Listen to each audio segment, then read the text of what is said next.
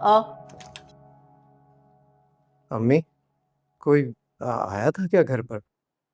नहीं तो दावत तो शाम के लिए, इस वक्त क्यों आएगा कोई? ये पर्ची घर के बाहर पड़ी थी, इस पर हमारा एड्रेस लिखा है। लिखा होगा किसी ने। मुझे लगता है कोई हमारा घर तलाश कर रहा था। बता रही हूँ ना, कोई नहीं आया। अभी ये हैंड राइटिंग मलिया की लग रही है मुझे। होश में तो हो तुम। मलिया का यहाँ क्या काम है? दिखाओ जरा मुझे। हद है, ये सिर्फ हमारे घर का पता लिखा हुआ है इसके ऊपर। नहीं अम्मी, मलिया की हैंड राइटिंग में पहचानता हूँ। वो हमेशा डेट लिखते हुए नंबर्स के नीचे लाइन डालती थी। कि यहाँ तो कोई डेट नहीं लिखी हुई ना, सिर्फ एड्रेस है। लेकिन लाइन तो और नंबर के नीचे लगी है ना अम्मी। ये आदत मलिया की थी। वो तलाश करते हुए आई होगी यहाँ। मैं पूछता हूँ आसपास जाकर। दिमाग ठिकाने है तुम्हारा? आज मेहंदी है तुम्हारी और तुम ये कह रहे हो कि मलिया यहाँ आई है। लेकिन अम्मी, ये तहरीर। देख, कुछ नहीं है इस तहरीर में।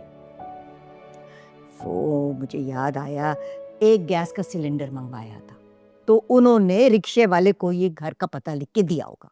नहीं अम्मी, नहीं। मलिहार की तहरीर पहचानने में मैं गलती नहीं कर सकता। ये उसी की राइटिंग है। इस तहरीर का तो मलिया से कोई ताल्लुक नहीं है, लेकिन जो तहरीर उसने तुम्हारे दिल और दिमाग पे नक्श की है, वो चाहे मैं मर भी जाऊं वो नहीं मिटा सकती। क्यों ऐसा कह रही हैं आप? तो और क्या कहूं? 2 साल हो गए तुम्हें दानिया के लिए मनाते हुए, ये यकीन दिलाते हुए कि मलिया तुम्हारी जिंदगी से चली गई है। अब तुमने वादा किया था कि तुम पूरी ईमानदारी से दानिया को अपनाओगे और मलिया के किए हुए की सजा खुद को या दानिया को नहीं दोगे। लेकिन तुम तो इस जादूगरनी के शहर से निकल ही नहीं सके। हम जाओ जाओ, माइयों में बैठी हुई दानिया को बता दो कि तुम्हें अब तक उम्मीद है कि मलिया लौटेगी, लिहाजा वो तुमसे जुड़ी हर उम्मीद एक बार फिर तोड़ दे। बस रहा है घर, तुम बस जाने दो। दानिया की असमत देखो, मलिया के बारे में सब कुछ जानते हुए भी वो इस शादी पे खुश है। उसकी खुशी की वजह भी आपका बोला हुआ झूठ है।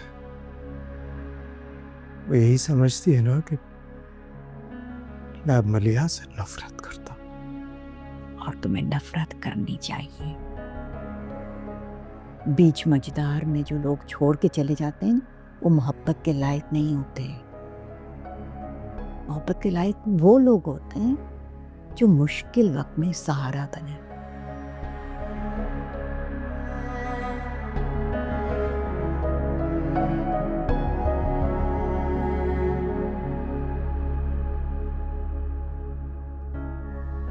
तुम्हारे लिए मेरी दुआ ये है कि दानिया का साथ तुम्हें मलिया का दिया हुआ दुख भुला दे। काश, काश इतने यकीन से आपने मेरे और मलिया के साथ की दुआ की थी।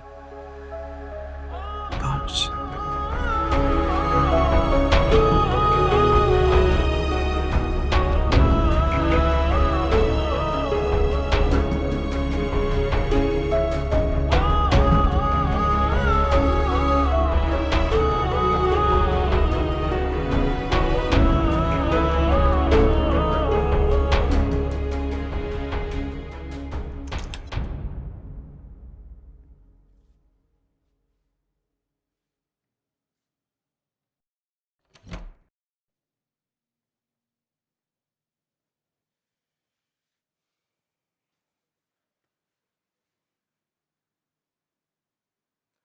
मैं आपको बताना चाह रहा। लेकिन बताए तो नहीं ना। माँ का कौन सा जुर्म याद आ गया था जिसे जबान पे ताले लगा दिए? आप गलत समझ रही हैं अम्मी, ऐसी बात नहीं है। मैं मलिया से अचानक मिला हूँ। निम्रा का जिक्र ना उसने किया ना मैंने किया। और मैं तो सोच ही नहीं सका कि निम्रा आशिर की बेटी होगी। उसके बाप को जानते हो तुम? मलिहा ने तुम्हें छोड़ा और निम्रा के बाप ने उसे तलाक दे दी। आप कैसे जानती हैं मलिया को तलाक हुई? ऐसी लड़कियों का यही अंजाम होता है। बाप बेटी को छोड़ के चला गया। इतनी नफरत मिलती है मोहब्बत के धुतकारने वालों को। अम्मी, ना किया करें मलिया के बारे में ऐसी बातें। नहीं जानती हैं आप कुछ भी। मैं खुद कुछ नहीं जानता कि वो किन किन तूफानों से गुजरी है। अच्छा, और अब हमारे मानी को आगे करके उन तूफानों का मुंह हमारी तरफ मोड़ना चाहती है वो। निम्रा मलिहा की बेटी नहीं है अम्मी, हाशिर की बेटी है, मलिहा की बहन की।